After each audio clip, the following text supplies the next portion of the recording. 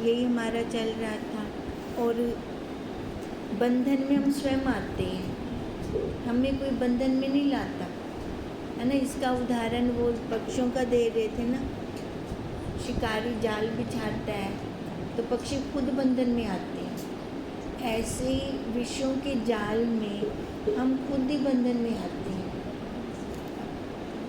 अब बता क्या रहे थे, मेन दृष्टि हमारी कहाँ रहे, अपने स्वरूप पर, है ना, शरीर पर नहीं रहे, आकार पर नहीं रहे। हम हैं तो आकार के, आकार है हमारा, इसके अंदर वो साक्षी परमात्मा है, पर हमें जो वो दिखता नहीं है। दिखने में क्या आ रहा है, ये आकार आ रहा है ना, तभी हम बंधन में आ जाते हैं। तो ये भी हमारा चल रहा था कि वो परमात्मा ईश्वर को हम कहाँ ढूंढें, अंदर हम ही हैं वो परमात्मा, वो ईश्वर, हमारा यही चल रहा था। अब आगे कर रहे हैं, हे पिता, शास्त्रों के माध्यम में कौन शास्त्र श्रेष्ठ है। कहा कि गुरु और शास्त्र से हम अपने स्वरूप की प्राप्ति कर सकते हैं। अब गुरु का तो बताया भी गुरु कैसे चाहिए, अब शास्त्र, शास्त्र कैसे होने चाहिए। अब उत्तर दे रहे हैं, हे पुत्र, जिस शास्त्र कर अपने ब्रह्म आत्मा स्वरूप का सम्यक धर्म पूर्वक शम दम आदि सहित सम्यक अप्रोक्ष बोध होवे। अब शास्त्र कैसे हो, कौन सा श्रेष्ठ है, कौन सा लूँ। अब पिता क्या कह रहे हैं भी, जहाँ से हमें अपने स्वरूप का सम्यक अपरोक्ष ज्ञान हो। देखो, शास्त्र से सम्यक अपरोक्ष ज्ञान अगर वो गुरुदेव के मुख से निकल कर नहीं आता तो हमें नहीं हो सकता। शास्त्र अपने आप तो समझाएगा नहीं, उनके लिए हमें गुरुदेव चाहिए। अब गुरुदेव के मुख से अगर हम वो श्रवण करते हैं फिर हमें वो समझ आता है। तो वो शास्त्र कैसा हो, जिसमें शम दम आदि मन इंद्रियों पे कंट्रोल करना सिखाया गया हो, सम्यक अपरोक्ष हमारे स्वरूप का सही सही अनुभव हमें हो, अनुभूतियाँ हो हमें, सोई शास्त्र श्रेष्ठ है। चाहे संस्कृत हो, चाहे भाषा हो, चाहे फारसी हो, चाहे बंगाली हो, चाहे अंग्रेजी हो, चाहे अरबी हो, चाहे गीता हो, चाहे इतिहास कथा हो, इतिहास कथा हो, वही परम विद्या है। भाषा इसमें मैंने नहीं रखती, जौन सी मर्जी भाषा में हो, पर हमें सम्यक अप्रोक्ष ज्ञान करवा दे जो शास्त्र। सर्व शास्त्रों का परंपरा साथ से अपने सत चित आनंद रूप आत्मा के बोध में तात्पर्य है, अन्य में नहीं। अब जितने ये ब्रह्म ज्ञान वाले शास्त्र हैं ना, ये हमें कहाँ बिठाते हैं, अपने स्वरूप में, है ना। हमारा स्वरूप क्या है, सत्य है, चित्त है, आनंद है। कहते हैं इन शास्त्रों का मेन अर्थ ये है कि हम अपने स्वरूप में बैठें, बाहर की तरफ ना जाएं। शास्त्रों में धर्म, अर्थ, काम, मोक्ष के प्रतिपादक वाक्य मिले हुए हैं। वेदांत शास्त्र विषय केवल मोक्ष उपाय कथन किया है। शास्त्रों में जो अन्य शास्त्र हैं वहाँ अर्थ, मोक्ष, काम, है ना, बाहर संसार का भी बीच में बताते हैं, पर जो ये ब्रह्म ज्ञान वाले शास्त्र हैं ये सीधा मोक्ष पर बिठाते हैं हमें। इनमें अब जैसे हमने ये शास्त्र लिया, अब यहाँ पे कोई घुमा फिरा के हमें नहीं बता रहे, इस शरीर के पुर्जे पुर्जे कर दिए, पुर्जे पुर्जे करके सीधा हमें अपने स्वरूप पर बिठा रहे हैं। ये बहुत ऊंचा शास्त्र है जो हम ले रहे हैं। बाकी और शास्त्र होते हैं है ना, जैसे विष्णु पुराण हो गया, बहुत सारे शास्त्र हैं ऐसे, वो हमें रोचक कहानियों से लेते हैं, पर उनमें मोक्ष का प्रकरण एक होता है, वो पीछे एक छोटा सा होता है। होता क्या है, जो आगे हमने शास्त्र पढ़ा उसमें से कहानियाँ याद रह जाती हैं, मोक्ष वाला हमें याद रहता ही नहीं। अब ये पूरा शास्त्र ही मोक्ष का है, और इसमें हमें सीधा अपने स्वरूप के बारे में बताया है, कोई कहानियाँ घुमा फिरा कर नहीं वहाँ तक पहुँचाई गई हमें। इसी पर एक कथा सुन।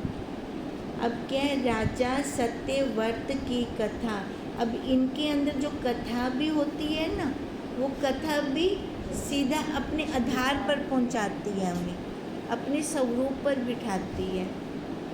हे पुत्र, पूर्व एक सत्यव्रत राजा हुआ है।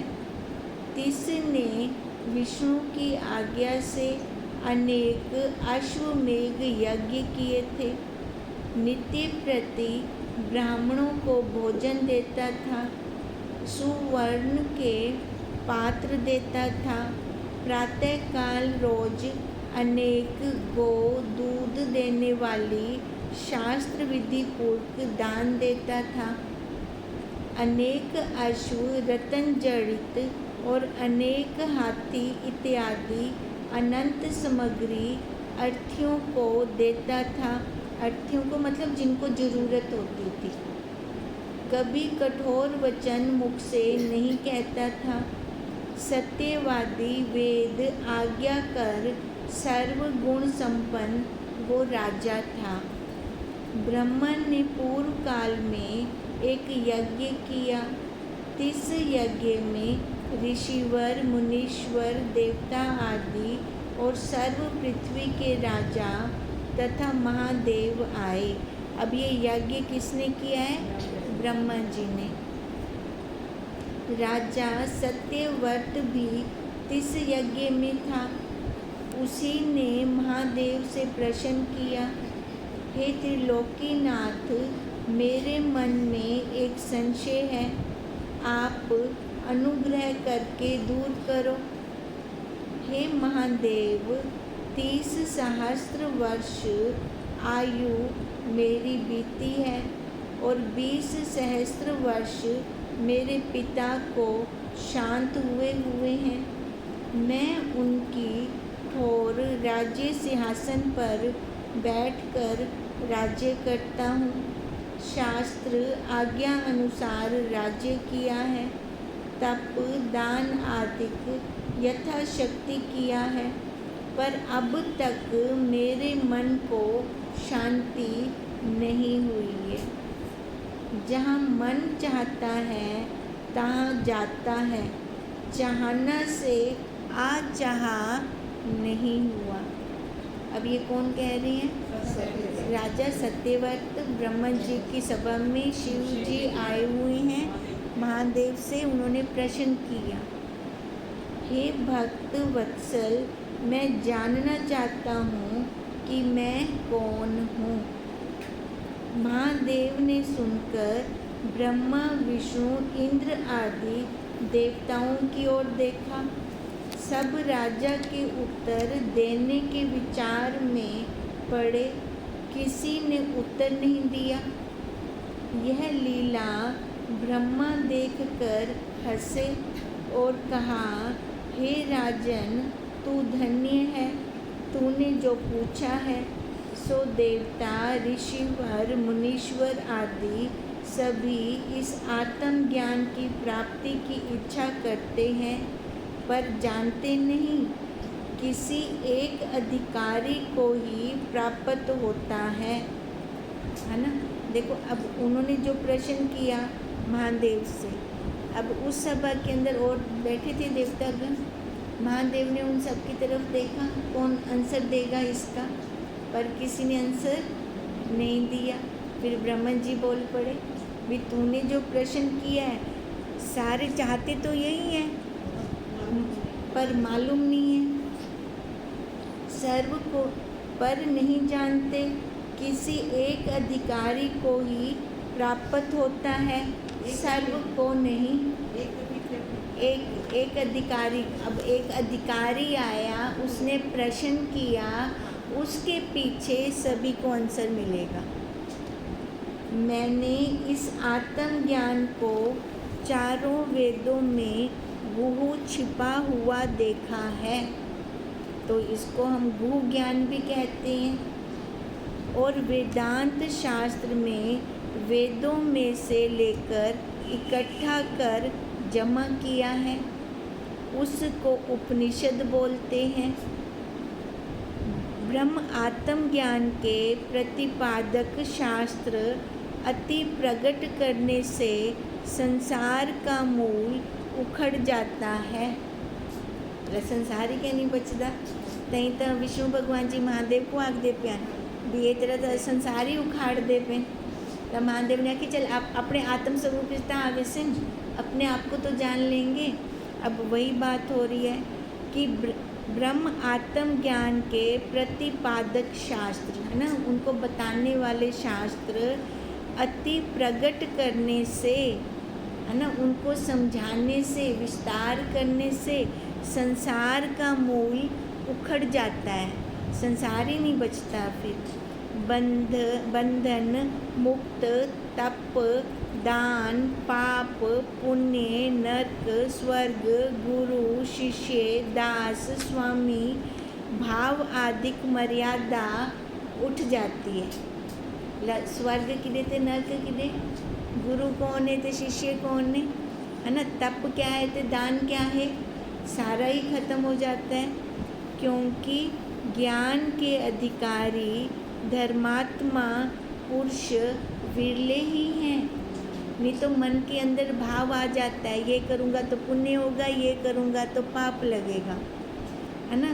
पर जो अपने आप में बैठ जाते हैं वो पाप पुण्य से उठ जाते हैं, उनको कोई फर्क नहीं पड़ता। जब सब है ही ब्रह्म तो कहाँ पाप है ना। जब है ही सब ब्रह्म मुहूर्त तो कौन सा और कोई मुहूर्त निकाला जाए। अनधिकारी आत्मज्ञान के प्रतिपादक वाक्य सुन के विषयों में उल्टा आसक्ति को प्राप्त होते हैं।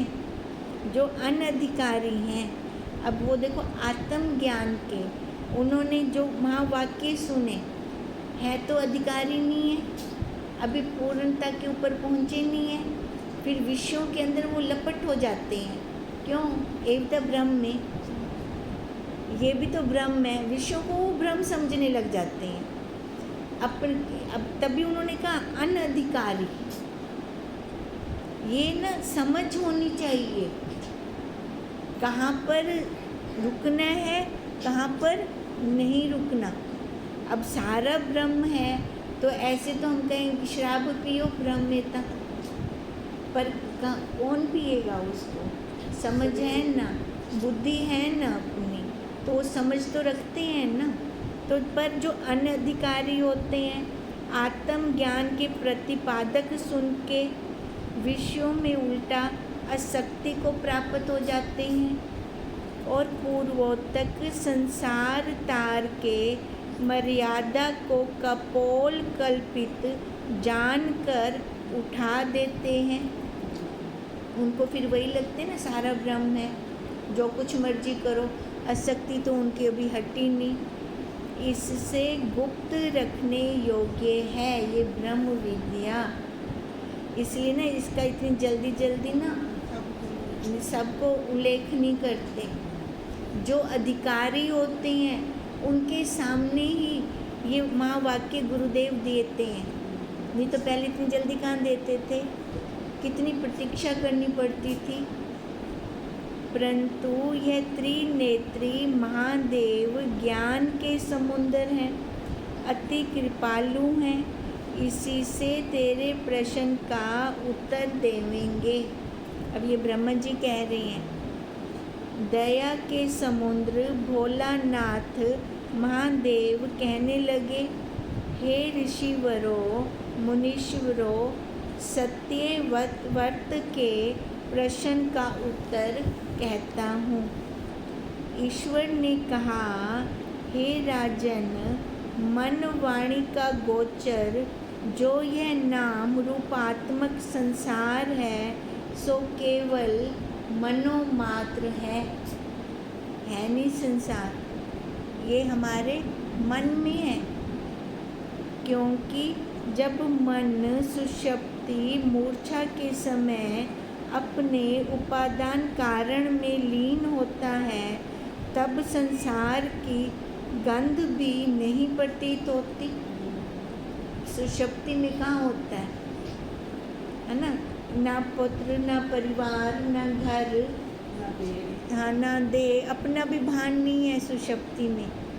फिर बताओ, फिर जब थोड़ी सुचेती आई उस अवस्था में अंतःकरण किमें खड़ा थी गया, फिर अंतःकरण के अंदर कैसे सारा जाग उठा, मैं मेरा घर परिवार सारा का सारा आ गया।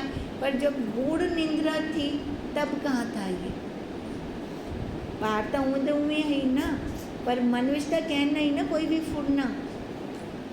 अब तभी कह रहे हैं कि जो ये संसार है मनोमात्र है, अगर मनोमात्र ना होता तो सुषुप्ति में भी होता। इससे जाना जाता है संसार मनोमात्र है, अन्य इसका स्वरूप नहीं है। तूने जो आपको सत्यवत माना है सो शरीर के अंगों के भिन्न भिन्न नाम है। सत्यवत कहाँ है, हर एक अंग अपना नाम बोल रहा है। इसमें से कौन सी वस्तु को सत्यवत तूने माना है, जैसे विचार से यह शरीर असत्य है तैसे ही जगत को जान। अब देख, खाली विचार करना है और हमारे पास और कुछ है नहीं जिससे हमें ये झूठा दिखने लग जाएगा, है ना। ख़त्म थी हुई से अखें देखो वैसे ही कहना, ऐसा कुछ है क्या? नहीं, हमें क्या करना है, खाली विचार करना है। विचार भी हम देखो देख कर जान कर विचार कैसे करें। अब तक इस शरीर का बचपन कहाँ गया, जवानी कहाँ गई, ऐसे विचार करके छोड़ सारा छूट गया। अगर हम पकड़ना चाहते हैं तो भी ये प्रकृति छोड़ती जाती है, वो पकड़ने नहीं देती, जितनी मर्जी कोशिश कर रहे, सारा जा रहा है। तो जो जा रहा है तो वो सत्य नहीं है ना। फिर सत्य कौन है? जो तीनों कालों में एक रस रहता है वही सत्य है ना, है ना। वो जो तीनों कालों में एक रस रहता है वो कौन है? वो जानना स्वरूप मैं हूँ, है ना। मैं वो क्या नहीं बदलिया, मैं वही का वही हूँ, अब तक वही का वही हूँ। और जो बदल रहा है ये सारा झूठ है, जड़ है, असत्य है। और जो नहीं बदला वही सत्य है। अब कहते हैं खाली तो हूँ वो जान, उसी का विचार कर। अब अगर उसी का विचार करते हैं तो फिर बचता क्या है? हमारा स्वरूप, बस वही बचता है, बाकी सारा खत्म, बाकी सारा मिथ्या, कुछ बचा नहीं ना। फिर अब कहते हैं बस वही विचार, तभी ताई है संसार उखड़ वैसे या संसार बच से ही कहना।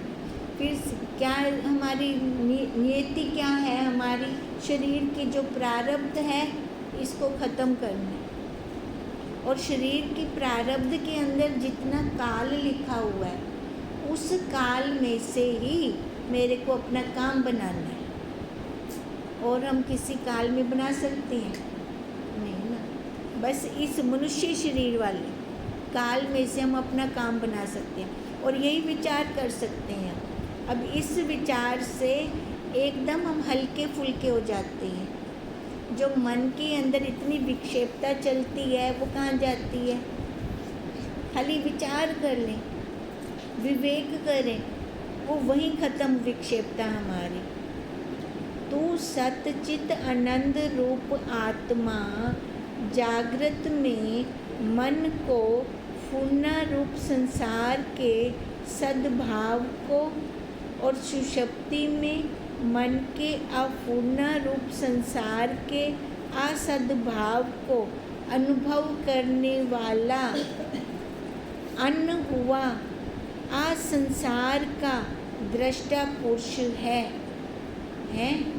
देखो मैं क्या हूँ? मैं सतचित आनंद स्वरूप आत्मा हूँ। जागृत में, ये अब मेरी जागृत अवस्था है, जागृत में मन को फूरना, मन के अंदर फूरने आते हैं, मैं देख रहा हूँ मन में ये आ रहा है, मन में ये आ रहा है, मेरे को पता लग रहा है। मन में फूरना रूप संसार के सद्भाव, ये सारे सद्भाव हैं जो मन में आ रहे हैं। और सुषुप्ति के अंदर कोई फूरना नहीं होता, आप फूरना रूप संसार का कोई सद्भाव भी नहीं होता सुषुप्ति के अंदर। इन दोनों को अनुभव करने वाला मैं अन्न हुआ संसार का दृष्टा हूँ। देख रहा हूँ जागृत में इस संसार का सद्भाव और सुषुप्ति में असद्भाव, जो कोई फुरना नहीं है सुषुप्ति में, दोनों को जानने वाला मैं दृष्टा, मैं साक्षी। जो तू संसार रूप होता तो मन आदिक संसार के भाव अभाव को कैसे जानता? अगर मैं किसी से जुदा हूँ तभी उसको जान पा रही हूँ, अगर मिल गई हूँ तो नहीं जान सकती, है ना। अब जैसे नमक की पुतली अलग है ता नमक दी पुतली है, वो नमक दी पुतली जैसे पानी में गई एक में थी कि बोला किडो लभा मैं नमक दी पुतली लब सकती हूँ, जुदा है तब तक जाना जा रहा है। अब ऐसे ही जो तू संसार रूप होता तो मन आदिक संसार के भाव अभाव को कैसे जानता?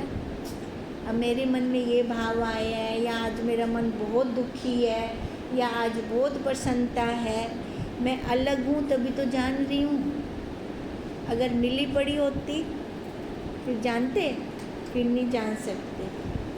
जो जिसको जानता है सो तिससे भिन्न होता है ना। मैं आपको जान रही तो आपसे अलग, जो जिसको जानता है उससे वो भिन्न होता है, अलग होता है। जैसे स्वप्न दृष्टा स्वप्न प्रपंच के भाव अभाव को अनुभव करने वाला स्वप्न प्रपंच से भिन्न है।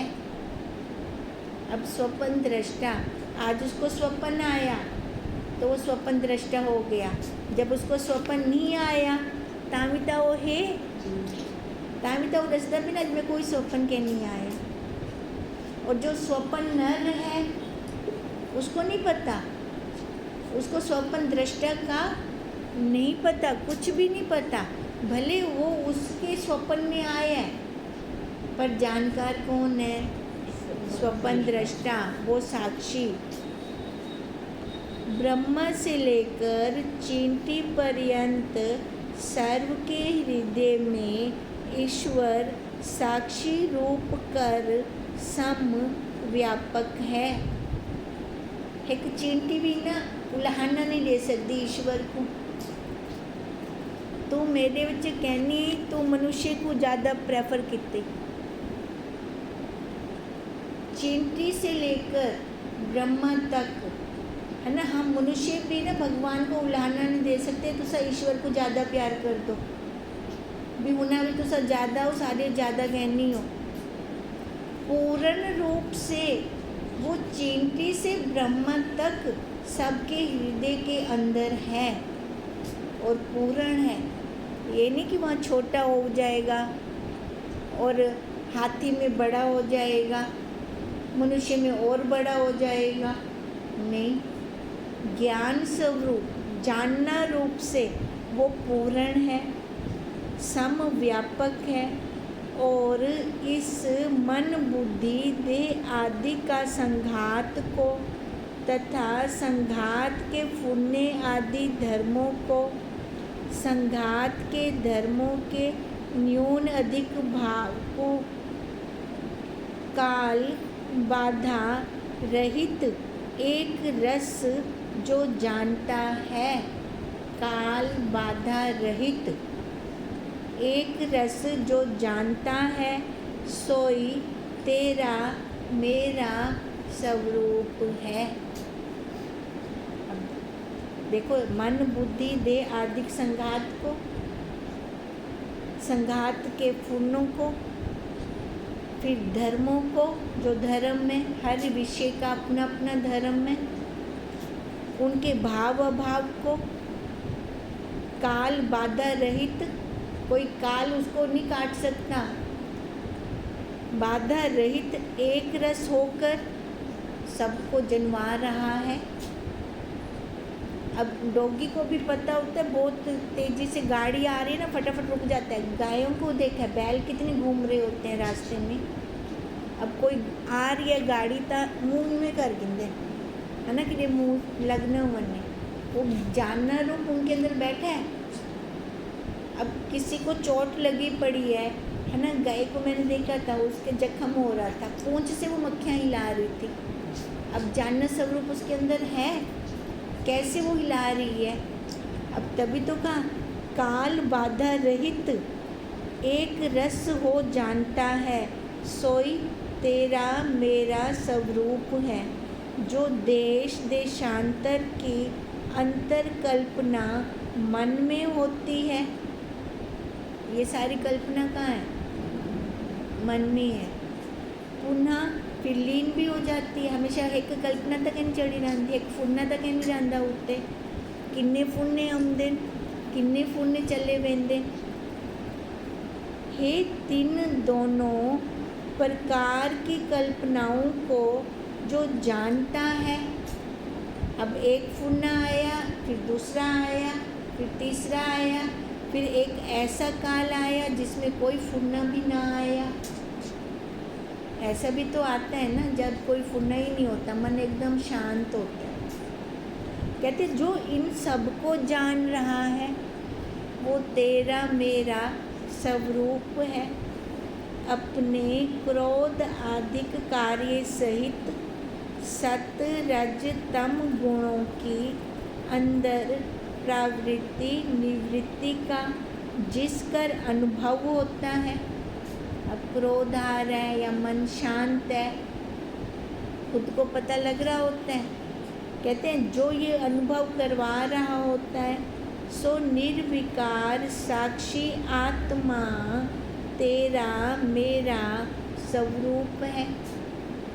तू ही आत्मा जागृत स्वप्न सुषुप्ति आदि प्रपंच का दृष्टा है। अब वो किसके द्वारा हम देख रहे हैं, है ना? साक्षी के द्वारा। किसके द्वारा? कान शब्द ग्रहण कर रही हैं, वाणी बोल रही है, आँखों से देखा जा रहा है। वो साक्षी तो है वो एक, कार्य अनेक।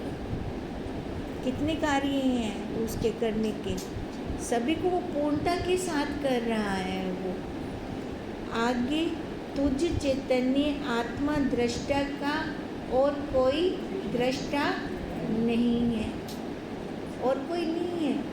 वो मैं हूँ, मैं वो साक्षी। खाली इतनी सी बात है, इसको मैं जान जाऊँ। मैं ही तो ब्रह्म हूँ, मैं ही तो विष्णु हूँ, मैं ही तो शिव हूँ। सारे देवी देवताओं का मुझ में तो निवास है। मैं हूँ तो ये है, अगर मैं ही ना हूँ तो ये भी नहीं है। तो इसका क्या मतलब है? मैं हूँ तो वो है, इसका मतलब ये नाम रूप आकार मैं कहनी है। मैं माँ नहीं हूँ, मैं बहन नहीं हूँ, मैं पत्नी नहीं हूँ, मैं नानी नहीं हूँ, मैं चाची नहीं हूँ, मैं दादी नहीं हूँ। अगर मैं नहीं कर सकता, बहुत सारा कुछ नहीं कर दे रहा है वैसा। अगर मैं है कि आँख दे माँ, मैं वह बस वो साक्षी हूँ, मैं वही चैतन्य हूँ। तो वहाँ पे देखो खाली बस एक शब्द, मैं वही साक्षी, मैं वही दृष्टा। अगर नेति करें तो कोई नेतिकरण भूल गई उमता, ये भी तो खतरा है ना। कोई मैं एक चीज़ को नेतिकरण भूल गई हूँ, ये भी खतरा है। हूँ नेति को छोड़ो, उनको छोड़ते हूँ क्या आखना है? अहम ब्रह्मस्मि, मैं खाली वही साक्षी हूँ। ये भी खाली बोलने में आ रहा है, बोलना भी नहीं है, निश्चय करना है, वो पक्की दृढ़ता करनी है। पक्की जब दृढ़ता होती है फिर कुछ बचता ही नहीं है। यह जो घट पट दृष्टि आते हैं सो स्वभाव पांच भूत रूप दृश्य शरीर आदिकों के हैं। बाकी सारे शरीर हैं, घट है, पट है, मठ है, जितना है ये आकार है। और ये क्या है? पांच भूत। तुझ दृष्टा चैतन्य के नहीं, जैसे अनेक रूपता स्वपन की स्वपन दृष्टा में स्पर्श करती नहीं। बिल्कुल भी स्वपन स्पर्श नहीं कर सकते स्वपन दृष्टा को। जैसे अनेक रूपता इंद्रजाली की है, इंद्रजाली को स्पर्श करती नहीं, तैसे कार्य कारण भाव से रहित तू चैतन्य अद्वैत्व आत्मा है। बंध मोक्ष आदि कल्पना केवल मन का मनन है, तेरा नहीं है ना, मेरा नहीं, ये खाली मन का मनन है। तो इसका क्या मतलब है? ये जितना कुछ आ रहा है ये सारा मन में आ रहा है, और मन को देखने वाला मैं साक्षी, मैं दृष्टा। क्योंकि जब मन आपको बंध, अज्ञानी, सुखी, दुखी, जन्म मरणवान मानता है, तब भी तू चैतन्य आत्मा इस व्यवहार का साक्षी रहता है। देखो मन में आते ना, मैं और मर वैसा, मैं बीमार हाँ, ये मन में आ रहा है। पर मरने वाला कौन है? ये शरीर है। भाव आया तो किस में आया? मन में आया। भाव को सत्ता दी तो किसने दी? साक्षी ने। तो इसका क्या मतलब है? मैं सत्ता देने वाला, मैं बड़ा, मन छोटा। जब विचार द्वारा अज्ञान की निवृत्ति से आपको मोक्ष रूप सतचित आनंद रूप आत्मा मानता है। देखो विचार के द्वारा जब मैं अपने आप को विचार करूँगा तो अज्ञान की निवृत्ति होगी। अज्ञान की निवृत्ति होगी तो मैं अपने आप को मोक्ष रूप, मेरे को मोक्ष की कहीं से ज़रूरत नहीं है, मैं स्वयं मोक्ष रूप हूँ। मोक्ष रूप क्या मानूंगी? सत्य चित्त आनंद रूप आत्मा मैं मानता हूँ। तब भी तू साक्षी है। जब मंदा पीना हिंदा भी तू साक्षी है। तदत और व्यवहार भी जान लेना। ऐसे ही हम और व्यवहारों को भी जान लें। मैं सबका साक्षी, बोलने में यही आएगा, मैं साक्षी, मैं साक्षी, है ना।